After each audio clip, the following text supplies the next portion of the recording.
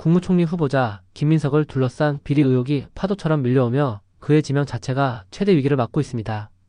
연일 터져 나오는 의혹에 명쾌한 해명이 이루어지지 않으면서 정치권에서는 그의 낙마가 초읽기에 들어갔다는 관측이 지배적입니다.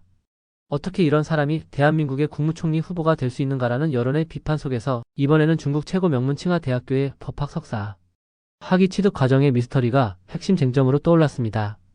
문제의 핵심은 김민석 후보자가 칭화대 법학 석사 과정을 밟았다고 밝힌 2009년 9월부터 2010년 7월까지의 기간 동안 그의 몸은 사실상 대한민국에 있었다는 점입니다. 칭화대학교의 해당 석사 프로그램은 졸업을 위해 최소 25학점 이수와 논문 제출이 필요하며 특히 베이징 본교에서 10개월간 직접 수학하는 것을 원칙으로 명시하고 있습니다. 한국 캠퍼스에서는 취득이 불가능한 학위입니다. 그러나 김민석 후보자의 당시 행적은 분신술이라도 쓰지 않는 한 베이징에서의 학업 이수가 불가능했음을 명백히 보여줍니다. 그는 2008년부터 2010년 9월까지 민주당의 최고위원으로 활동하며 국내 정치의 중심에 있었습니다. 특히 2010년 3월에는 제5회 전국 동시지방선거 부산시장 출마를 선언하고 서울에서 부산 남구 대연동으로 거주지까지 옮기며 본격적인 선거운동에 돌입했습니다.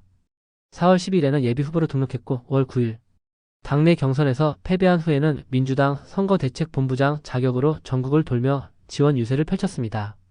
선거가 끝난 후에도 최고위원으로서 당 회의에 참석하는 등 그의 모든 활동은 국내에 집중되어 있었습니다. 이처럼 국내에서 쉴 틈 없는 정치활동과 선거운동을 벌인 그가 어떻게 두 달 뒤인 2010년 7월 15일 베이징 칭화대학교에서 석사 학위를 취득할 수 있었는지는 아무도 설명하지 못하는 미스터리입니다. 의혹을 더욱 짙게 만드는 것은 이 시기가 그가 불법 정치자금 수수 혐의로 수사를 받던 기간과 정확히 겹친다는 사실입니다. 한 손으로는 선거운동을, 다른 한 손으로는 수사를 받으며 바쁜 나날을 보내던 그가 중국 명문대에 석사 과정까지 이수했다는 것은 상식적으로 납득하기 어렵습니다. 결국 그는 학위를 취득한 지 불과 한 달 뒤인 8월 15일 지인으로부터 7억 2천만 원의 불법 정치자금을 받은 혐의로 벌금 600만 원과 추징금 7억 2천만 원을 선고받았습니다. 이와 관련해 이준호 국민의힘 대변인은 김민석 후보자가 중국에 대리인을 내세웠거나 분신술이라도 썼단 말인가? 명백한 설명이 필요하다고 질타하며 불법 정치자금 수수 혐의로 기소된 사람이 법학 석사 학위를 따려 한 점도 매우 뻔뻔하고 경악스럽다고 비판했습니다.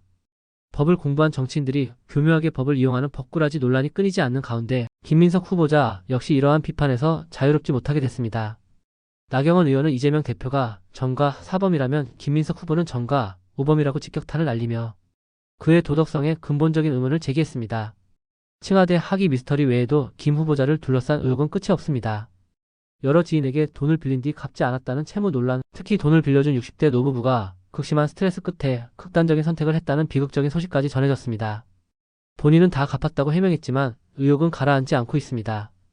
또한 본인 재산은 2억 원에 불과한데 자녀들은 연간 학비가 1억 원에 달하는 미국 코넬 대학교에 보내고 있다는 점에서 자금 출처에 대한 의문도 증폭되고 있습니다.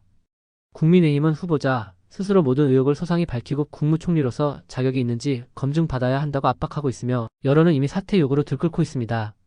김민석 후보자가 자신을 속이고 있는 것입니까? 아니면 칭화대학교가 전대미문의 특혜를 베푼 것입니까? 어느 쪽이든 대한민국 국무총리 후보로서 용납될 수 없는 일입니다. 쏟아지는 의혹에 대한 책임 있는 해명 없이는 그의 낙마는 시간 문제일 것이라는 관측이 힘을 얻고 있습니다.